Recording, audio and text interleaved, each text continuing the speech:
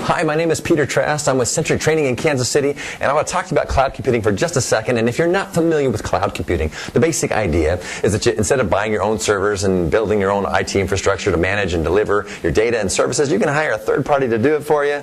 The provider can add processing power and storage capacity as their needs change, and this theoretically reduces the headache of scaling it yourself. And Amazon was one of the early arrivals on the cloud computing scene. They actually came up with the Elastic Compute Cloud Service, and Google came up with Google Apps so that you can develop software online and run apps on their monster hardware over at Google.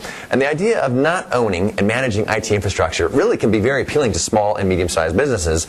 Can be a great solution in some cases, and the main benefit is if the cost of running your businesses from the cloud is less expensive than doing it yourself, and it usually is. But there are many concerns about security, and justifiably so. I mean, what business wants to have their sensitive data out of their direct control? Which businesses can legally put sensitive data out there? Like maybe your patient records out on the cloud service.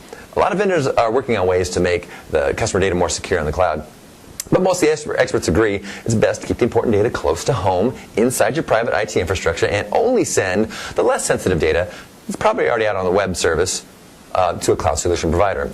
And even Microsoft's been experiencing some pushback from experts who are not employed by the software giant, as I witnessed recently at the TechEd conference down in New Orleans.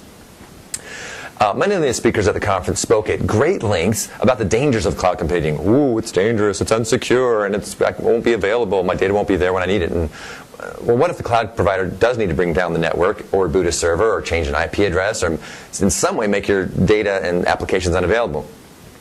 How long can your business function without those things? Those are some of the concerns that I heard expressed by the non-Kool-Aid drinkers, as one of the speakers put it. Personally, I think it's a great idea. A lot of our data is not too sensitive to be out there, and there are ways to secure data out in the public domain. I mean, which companies truly have data that's too sensitive to be on the internet? Really? Some companies have true, legitimate security concerns, but I think most of them have not too much to fear, really, honestly. And as far as availability, there's a lot of high availability solutions out there already. You don't have to reinvent the wheel for this. I expect to see a lot of solutions to answer those security and availability solutions in the next year. I do know that Microsoft SQL Azure, their cloud solution for databases, it's pretty easy to set up and connect to for a reasonable fee, of course.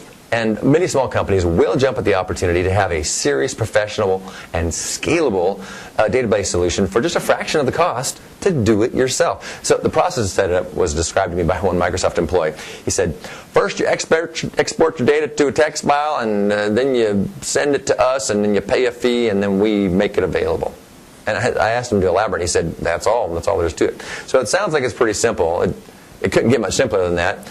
And since the vast majority of businesses are small businesses, I'm expecting that Microsoft Azure, which is their web services, and SQL Azure, their database services, to do quite a bit of business in the upcoming business cycle. And I think a lot of people will choose to cloud compute. Thanks for your time.